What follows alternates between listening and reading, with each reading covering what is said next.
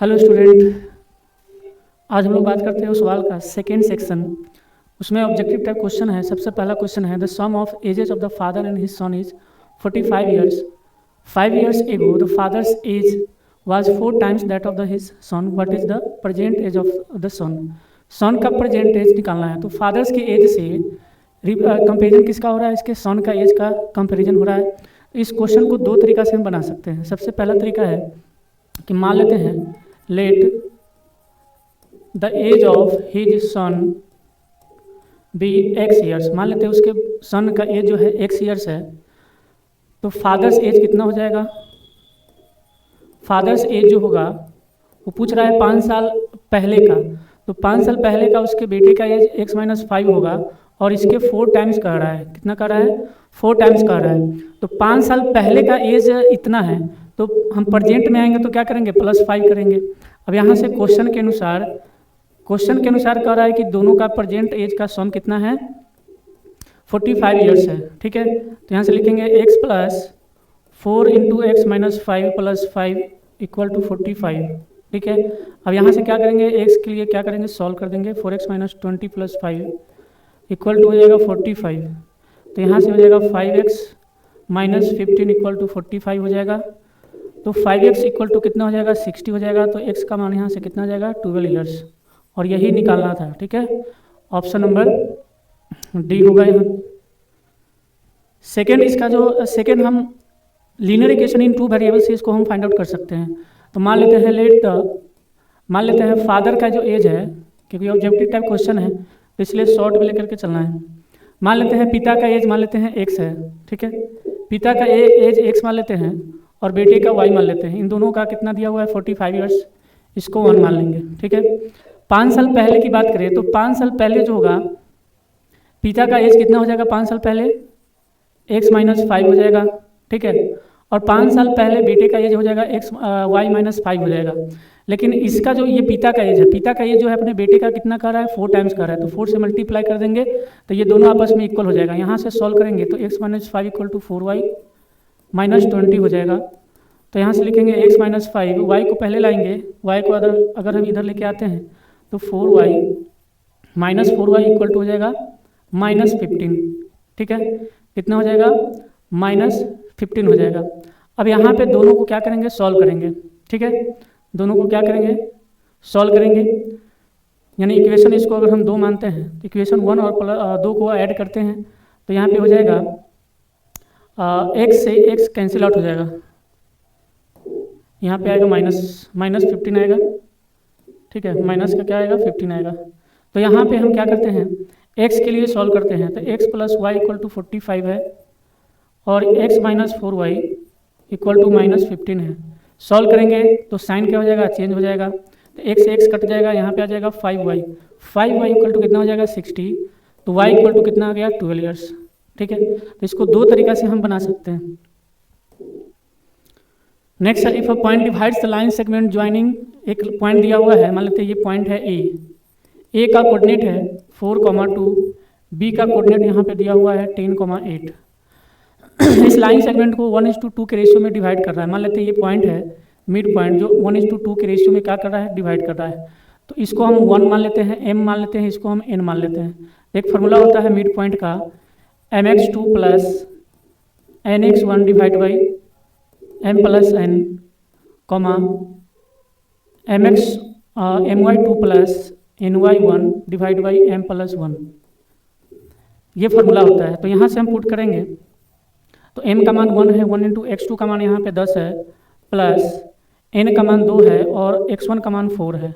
और डिवाइड में कितना हो जाएगा? 3 हो जाएगा। फिर यहाँ पे 1 × हो जाएगा 8 प्लस 2 × 2 हो जाएगा। डिवाइड बाई कितना हो जाएगा? 3। बस इसको जब हम सॉल्व कर देंगे तो इसको सॉल्व कर देंगे तो ये हो जाएगा 18 डिवाइड बाई 3 और ये हो जाएगा 12 डिवाइड बाई 3। तो सॉल्व करेंगे तो हमारे पास आंसर आ जाएगा 6,4। कितना आ जाएगा? 6,4 हो जाएगा, ऑप्शन ए। नेक्स्ट क्वेश्चन है, if alpha beta are the zeros of the polynomial x² - 5x + 6 then the value of α² + β²। तो यहाँ से हम जानते हैं हमारे पास इक्वेशन दिया हुआ है x² - 5x + 6। तो यहाँ पे अल्फा प्लस बीटा का फॉर्मूला होता है -b/a। तो माइनस बी बाई मतलब ये बी का मान क्या हो जाएगा यहाँ पे -5 पुट कर देंगे यहाँ पे, बटा में 1 हो जाएगा, इसका वैल्यू हो जाएगा +5। अल्फा बीटा अगर निकालते हैं तो इसका फॉर्मूला होता है C बटा में A। C का मान 6 है, A का मान 1 है, तो आंसर क्या आ जाएगा 6 आ जाएगा। अब यहाँ से हमको क्या निकालना है, alpha square plus beta square निकालना है। तो A square plus B square का एक फार्मूला होता है A प्लस बी का होल स्क्वायर -2AB। इसी फार्मूला पे हमको पुट कर देना है। तो alpha square plus beta square equal to हो जाएगा अल्फा प्लस बीटा का होल स्क्वायर -2 अल्फा बीटा, और इसका वैल्यू दिया हुआ है अल्फा प्लस बीटा कितना आया है 5 आया है, तो 5 का स्क्वायर -2 अल्फा बीटा का मान आया है 6। सॉल्व करेंगे तो 25 - 12 आंसर कितना आ जाएगा 13। ठीक है, आंसर क्या आएगा 13 आएगा, option number B. Next question है, in triangle ABC DE is parallel to BC and AD दिया हुआ है, BB दिया हुआ है, AE दिया हुआ है। ठीक है, AD दिया हुआ है 3 सेंटीमीटर, DB दिया हुआ है 6 सेंटीमीटर, AE दिया हुआ है 4 सेंटीमीटर, और हमें क्या निकालना है AC निकालना है। तो यहाँ पे बाबू जब भी किसी ट्रायंगल में किसी एक साइड के पैरेलल में कोई लाइन सेगमेंट बाकी दोनों साइड को अगर कट करती है, तो यहाँ से एक फार्मूला होता है कि दोनों साइड को सेम रेशियो में डिवाइड करता है। दोनों साइड को क्या करता है, सेम रेशियो में डिवाइड करता है। तो यहाँ से लिख सकते हैं AD डिवाइड बाई DB बराबर होता है AE डिवाइड बाई EC के। ठीक है, तो AD दिया हुआ है 3, DB दिया हुआ है 6 और AE दिया हुआ है 4 और EC हमें क्या करना है, निकालना है। ठीक है, क्रॉस मल्टीप्लाई करेंगे, इसको काटेंगे तो क्रॉस मल्टीप्लाई करेंगे तो आंसर आएगा 8। आंसर कितना आ जाएगा 8 आ जाएगा, ये 8 आ गया, और ये पूरा लेंथ निकालना है तो कितना हो जाएगा 12 centimetre, option B. Next question है, man is standing on a tower 50 metre high, observe a car at an angle of depression 30 degree, find the distance of the car from the foot of the tower. हमारे पास ये tower है, यहाँ पे एक car खड़ी है और angle of depression, car at an angle of depression. तो एक आदमी यहाँ पे इस टावर पे खड़ा है, इस टावर पे खड़ा होकर के इस कार को जब देखता है तो यहाँ पे एक ध्यान देना है कि जब भी हम एंगल ऑफ डिप्रेशन निकालते हैं, ये हमारा क्या है, लाइन ऑफ साइट है। ये क्या है, हमारा लाइन ऑफ साइट है। तो लाइन ऑफ साइट इस पॉइंट पे हॉरिजॉन्टल लाइन से जितना एंगल बनाता है उसी को हम क्या कहते हैं, एंगल ऑफ डिप्रेशन कहते हैं। तो ये 30 डिग्री दिया हुआ है। ठीक है, हमें ये वाला अगर एंगल निकालना है, ये वाला अगर एंगल निकालना है तो हम जानते हैं कि ये वाला डॉटेड लाइन और ये वाला क्या होगा, पैरेलल होगा, और ये क्या होगा, ट्रांसवर्सल लाइन होगा। तो ट्रांसवर्सल लाइन जो होता है पैरेलल लाइन को जब कट करती है तो ये क्या हो जाएगा, अल्टरनेट इंटीरियर एंगल हो जाएगा। तो ये 30 डिग्री है तो ये भी कितना हो जाएगा, 30 डिग्री हो जाएगा। ओके, और उसके बाद टावर का जो हाइट दिया हुआ है वो 50 मीटर दिया हुआ है क्वेश्चन में। हमें क्या निकालना है, यहाँ से यहाँ तक, यानी उस टावर से उस कार का डिस्टेंस निकालना है। तो मान लेते हैं ये क्या है, x है। अब यहाँ पे क्या अप्लाई करना है, tan अप्लाई करना है। तो हम जानते हैं कि tan 30 डिग्री करेंगे तो ये इस 30 डिग्री के सामने वाला क्या हो जाएगा बाबू, ये परपेंडिकुलर हो जाएगा और ये क्या हो जाएगा, बेस हो जाएगा। तो हम जानते हैं tan थीटा का मान क्या होता है, परपेंडिकुलर डिवाइड बाई बेस होता है। ठीक है, तो परपेंडिकुलर यहाँ पे 50 मीटर है, बेस x है। बस यहाँ पे जब सॉल्व करेंगे तो x का मान आ जाएगा 50 डिवाइड बाई tan 30 का मान 1/√3 होता है। √3 ऊपर चला जाएगा तो ये 50√3 हो जाएगा। यही हमारा क्या होगा, answer, option number B. Next question है, if the roots of the equation 3x² - 4x + k = 0 are equal, then k क्या होगा। हम जानते हैं कि जब भी कोई क्वाड्रेटिक इक्वेशन का रूट्स इक्वल होता है इसका मतलब डिस्क्रिमिनेंट क्या होता है बाबू, 0।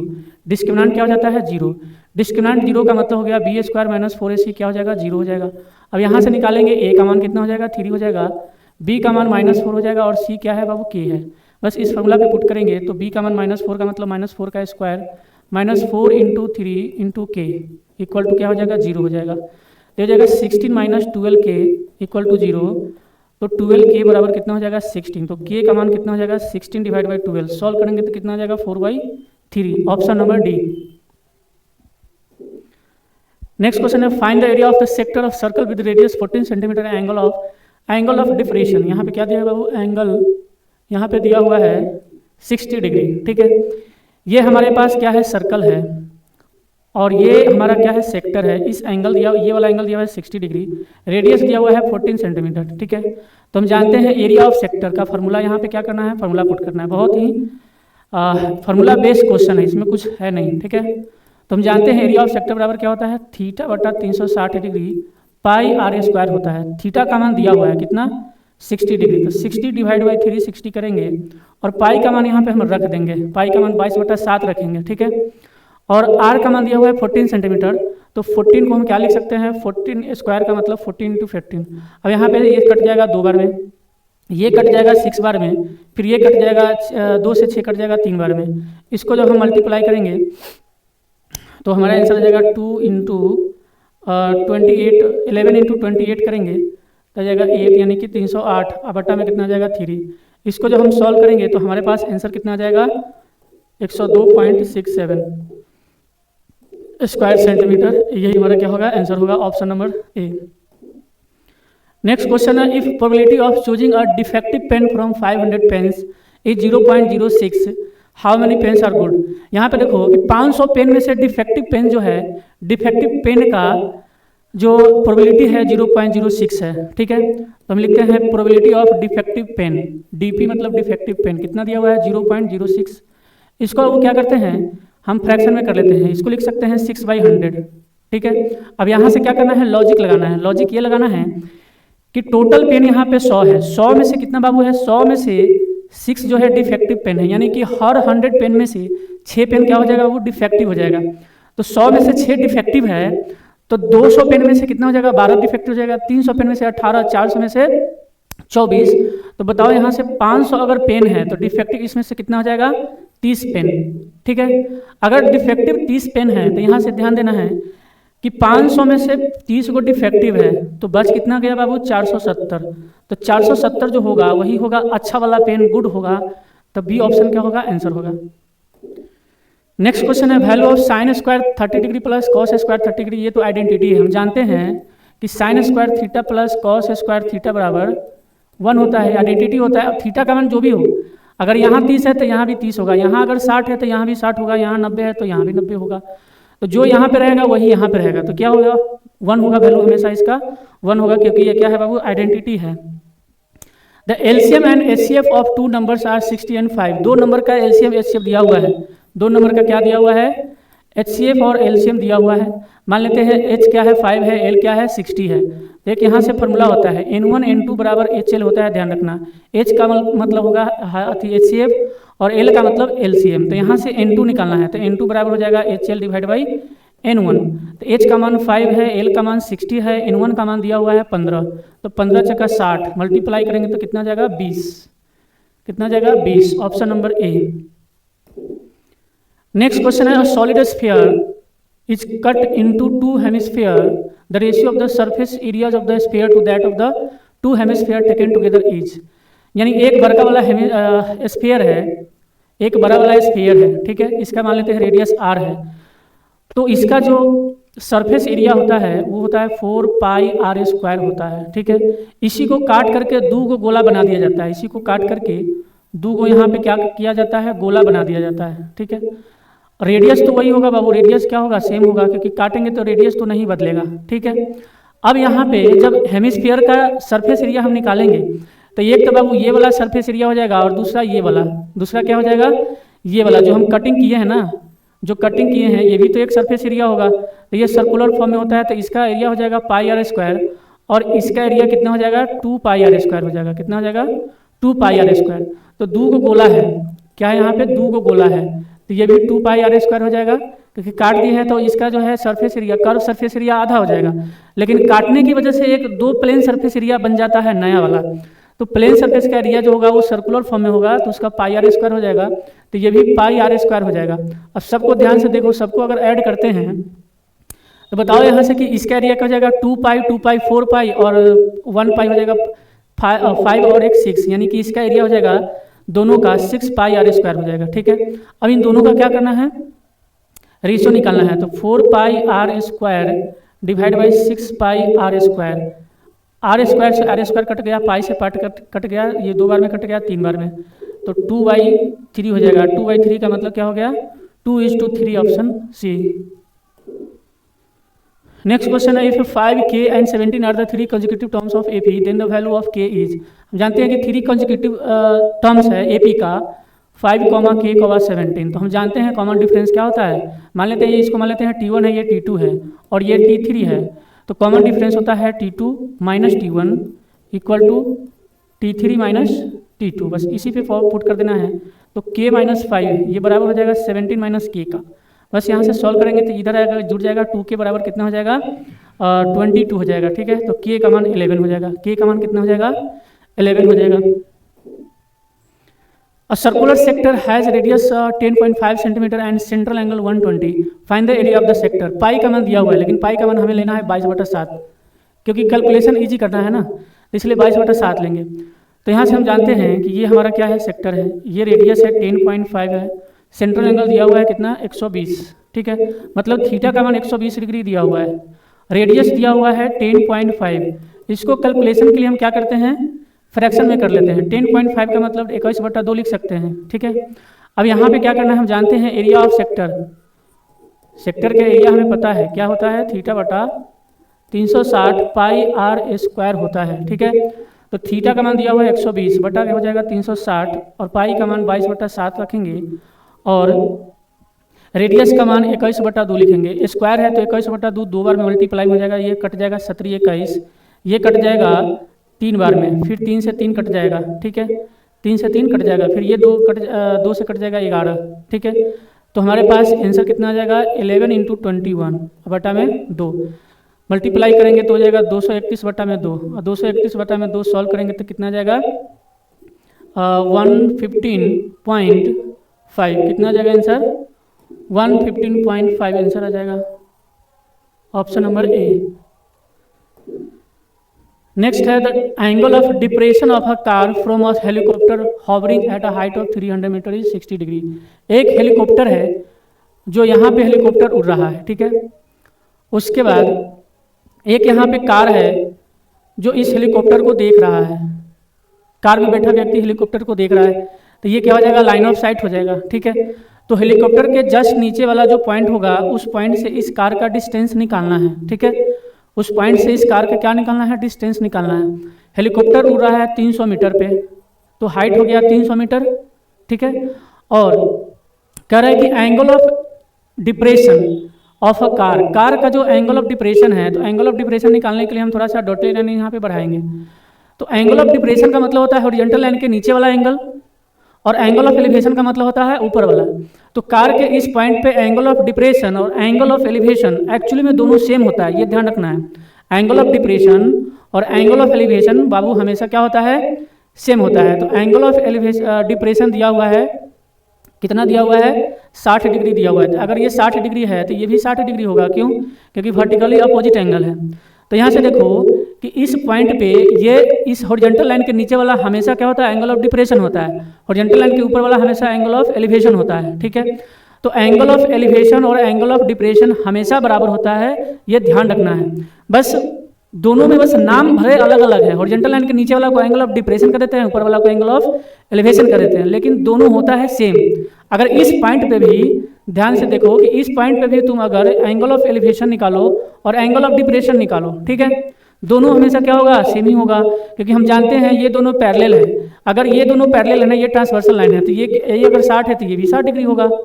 क्लियर, अगर ये 60 है तो ये भी क्या होगा 60 ही होगा। क्यों होगा, क्योंकि देखो ये वर्टिकली अपोजिट एंगल है, तो वर्टिकली अपोजिट एंगल हमेशा बराबर होता है। तो ओवरऑल यहाँ से देखा जाए किसी भी पॉइंट पे अगर angle of elevation angle of depression की बात हो रही है तो हमेशा दोनों सेम ही होता है। अंतर बस यही होता है कि नीचे वाला को हम डिप्रेशन कह देते हैं, ऊपर वाला को एलिवेशन कह देते हैं। तो यहाँ से ध्यान से देखो ये क्या हो जाएगा, परपेंडिकुलर हो जाएगा। ये बेस हमें क्या निकालना है, तो मान लेते हैं ये x है। अब यहाँ पे फॉर्मूला अप्लाई करना है tan, क्योंकि हाइट एंड डिस्टेंस का क्वेश्चन है, तो हाइट एंड डिस्टेंस में हमेशा हमें tan फंक्शन ही लेना है। हमेशा क्या लेना है, tan फंक्शन ही लेना है। परपेंडिकुलर 300 है और x का मान यहाँ पे निकालना है, तो x बराबर हो जाएगा 300 बटा में tan 60। tan 60 का मान √3 होता है। ठीक है, थोड़ा सा इसको सॉल्व करते हैं। 300 को लिखेंगे 3 × 100 और डिवाइड बाई √3 लिखेंगे। अब देखो 3 को क्या लिखेंगे, √3 × √3 लिखेंगे, इंटू में 100 है और नीचे में क्या है √3 है, तो √3 से √3 कट के आंसर कितना आ जाएगा 100√3 आ जाएगा। क्या आ जाएगा 100√3 आ जाएगा। In a single throw a die the probability of getting a number divisible by 2 is, यानी एक सिंगल डाई को थ्रो किया जाता है। ये हमारे पास क्या है, डाई है। ठीक है, सिंगल डाई को जब हम थ्रो करेंगे तो क्या क्या आ सकता है, तो पॉसिबल आउटकम क्या क्या आएगा, सबसे पहले पॉसिबल आउटकम निकालते हैं। तो पॉसिबल आउटकम जो होगा वो क्या क्या हो सकता है, तो 1 हो सकता है, 2 हो सकता है, 3 हो सकता है, 4 होगा, 5 होगा और 6 होगा। तो पॉसिबल आउटकम कितना है, 6 है। पॉसिबल आउटकम कितना हो जाएगा बाबू, 6 हो जाएगा। हमें निकालना क्या है कि वैसा नंबर निकालना है जिसका डिविजिबिलिटी 2 का होना चाहिए, यानी कि 2 का मल्टीपल का निकालना है। तो 2 का मल्टीपल की देखो ये है, 2 है, 4 है और 6 है। टोटल कितने नंबर है, 1 2 3 नंबर है। टोटल कितने नंबर है, 3 है। ठीक है, यानी टोटल वैसा नंबर है जो 2 से डिविजिबल है, कितने हैं, 3 है। अब बटा में कितना हो जाएगा, 6। सॉल्व करेंगे तो कितना आ जाएगा, 1/2 आंसर आ जाएगा। नेक्स्ट क्वेश्चन है, the point x, 4 divides the line joining 2, -6 and -4, 6 in the ratio 1:2। अभी जो मैंने क्वेश्चन बताया था सेम उसी तरीका से बनेगा। ये वाला पॉइंट है 2, -6 है और इधर वाला पॉइंट है -4, 6 है। ठीक है, ये जो लाइन सेगमेंट है इसको 1:2 के रेशियो में डिवाइड किया जा रहा है, 1:2 के रेशियो में डिवाइड किया जा रहा है। तो यहाँ से ये जो पॉइंट दिया हुआ है x, 4 है, तो हमें x का मान निकालना है। ठीक है, x कोऑर्डिनेट निकालना है तो हमें सिर्फ x वाला लेना है। तो हम जानते हैं कि इसको हम क्रॉस मल्टीप्लाई करते हैं। ठीक है, तो यहाँ से हो जाएगा 1 × -4 + 2 × 2 हो जाएगा। ठीक है, अब बटा में कितना हो जाएगा, 3। बस इसको सॉल्व कर देंगे तो -4 + 4 डिवाइड बाई कितना हो जाएगा, 3। तो ये हो जाएगा 0/3 मतलब 0। तो x का मान कितना हो जाएगा बाबू, 0 हो जाएगा। ये बहुत ही सिंपल क्वेश्चन था। If all observation in a data set are multiplied by 5 what happens to the mean. ये बाबू सिर्फ प्रॉपर्टीज है, यहाँ पे क्या है, मीन का एक प्रॉपर्टीज होता है। मीन का प्रॉपर्टीज क्या होता है कि जब भी हम ऑब्जर्वेशन में 5 से मल्टीप्लाई करते हैं तो मीन भी 5 से मल्टीप्लाई हो जाता है। ऑब्जर्वेशन में अगर हम 5 जोड़ते हैं तो ऑब्जर्वेशन में भी मीन में भी 5 ऐड हो जाता है। अगर माइनस करेंगे तो मीन में भी उतना ही माइनस होगा। सारे के सारे ऑब्जर्वेशन में अगर डिवाइड भी करते हैं किसी संख्या से तो उतना ही संख्या से मीन में मल्टीप्लाई हो जाता है। तो ये मीन का प्रॉपर्टीज होता है। बस प्रॉपर्टीज याद है तो ये क्वेश्चन बन जाएगा। इस क्वेश्चन में और कुछ खास है नहीं, बस प्रॉपर्टीज बेस पे क्वेश्चन है। प्रॉपर्टीज याद है मतलब क्वेश्चन आपका 1 सेकंड में बनेगा। तो 5 से मल्टीप्लाई करते हैं अगर सारे ऑब्जर्वेशन में तो मीन में भी क्या होगा, 5 से मल्टीप्लाई हो जाएगा, बिकम्स 5 टाइम्स क्या हो जाएगा, 5 से भी मल्टीप्लाई हो जाएगा। नेक्स्ट क्वेश्चन है, if the given circle PT is a tangent from a point P to the circle with centre O and T is the point of contact. देखो यहाँ पे एंगल OPT दिया हुआ है, एंगल OPT ये वाला angle दिया हुआ है 40 डिग्री है। क्वेश्चन है कुछ भी नहीं, एंगल POT निकालना है, POT ये वाला एंगल निकालना है। तो हम जानते हैं कि अगर ये टेंजेंट है तो टेंजेंट पे हम हमेशा रेडियस क्या होता है, परपेंडिकुलर होता है। ये 90 है और ये 40 है, तो ये दोनों का एंगल का सम क्या होगा, 90 होगा। तो ये 40 है तो ये कितना हो जाएगा, 50 डिग्री हो जाएगा। ठीक है, ऑप्शन नंबर ए। तो ये कुछ भी नहीं था। नेक्स्ट क्वेश्चन है, एसोसिएशन एंड रीजन वाला क्वेश्चन है। एसोसिएशन है, if TP and TQ are the 2 tangents to a circle with centre O। ये हमारे पास क्या है बाबू, सर्कल है। ये हमारे पास T पॉइंट है। इस T पॉइंट से 2 टेंजेंट हम ड्रॉ करते हैं, ये 2 टेंजेंट ड्रॉ करते हैं। तो यहाँ हम जानते हैं अभी कि टेंजेंट पे रेडियस क्या होता है, परपेंडिकुलर होता है। परपेंडिकुलर का मतलब 90 का एंगल बनाता है। ये 90 होगा, ये 90 होगा। उसके बाद POQ दिया हुआ है, ये मान लेते हैं P है, ये Q है और ये सेंटर O है। तो POQ मतलब ये वाला एंगल दिया हुआ है 123 डिग्री दिया हुआ है। ठीक है, PTQ दिया हुआ है, ये वाला एंगल 57 डिग्री दिया हुआ है। ठीक है, तो ध्यान से देखो कि इन दोनों का सम कितना आ रहा है, 90 आ रहा है। इन दोनों का सम 90 आ रहा है। तो किसी भी क्वाड्रिलेटरल में अपोजिट एंगल का सम हमेशा 180 डिग्री होता है। तो ये इतना है, ये इतना, तो ये सही बात है। यानी एसोसिएशन में दिया हुआ स्टेटमेंट क्या है, करेक्ट है। ठीक है, अब रीजन समझते हैं कि ये रीजन में कह रहा है कि OPTQ जो है क्या होगा, साइक्लिक क्वाड्रिलेटरल होगा। तो साइक्लिक क्वाड्रिलेटरल हम जानते हैं वैसा क्वाड्रिलेटरल जो जिसका चारों वर्टेक्स किसी सर्कल पे होता है तो उसी को हम साइक्लिक क्वाड्रिलेटरल कहते हैं। और साइक्लिक क्वाड्रिलेटरल का एक प्रॉपर्टीज होता है कि अपोजिट एंगल का सम 180 होता है। तो यहाँ पे भी देखो ये अपोजिट एंगल है, तो इस अपोजिट एंगल का सम 180 हो रहा है, ये वाला अपोजिट एंगल का सम भी 180 हो रहा है। तो रीजन जो कह रहा है वो भी क्या होगा, सही कह रहा है, क्योंकि जब अपोजिट एंगल यहाँ भी 180 है तो ये जो क्वाड्रिलेटरल होगा वो क्या होगा, साइक्लिक क्वाड्रिलेटरल होगा। तो रीजन और एसर्शन दोनों स्टेटमेंट सही है, और एसर्शन का रीजन क्या दे रहा है, करेक्ट एक्सप्लेनेशन भी दे रहा है, तो आंसर क्या हो जाएगा, ऑप्शन ए हमारा आंसर हो जाएगा। नेक्स्ट है एसर्शन दिया हुआ है, the polynomial x square plus k x plus 4 has sum of zeros and equal to -2 then the value of k. अब देखते हैं स्टेटमेंट सही कर रहा है कि गलत कर रहा है। दिया हुआ है क्वाड्रेटिक एक्सप्रेशन दिया हुआ है x square plus k x plus 4 दिया हुआ है, ठीक है। तो कह रहा है कि sum of zeros, sum of zero का मतलब होता है alpha plus beta, alpha plus beta का मतलब हो जाएगा -k डिवाइड बाई 1 यानी कि -k, और -k जो है वो दिया हुआ है -2 के बराबर, ठीक है। तो यहाँ से k का मान 2 आ जाएगा, ठीक है। और एसर्शन में भी कह रहा है कि k का मान कितना है, 2 है, तो एसर्शन ए क्या है, करेक्ट है। रीजन समझते हैं, sum of zeros of x square plus b x plus c equal to -b by a. ये हमारा क्वाड्रेटिक एक्सप्रेशन का जनरल एक्सप्रेशन है, और इस जनरल एक्सप्रेशन का जो अल्फा प्लस बीटा होता है वो -b बाई ए होता है।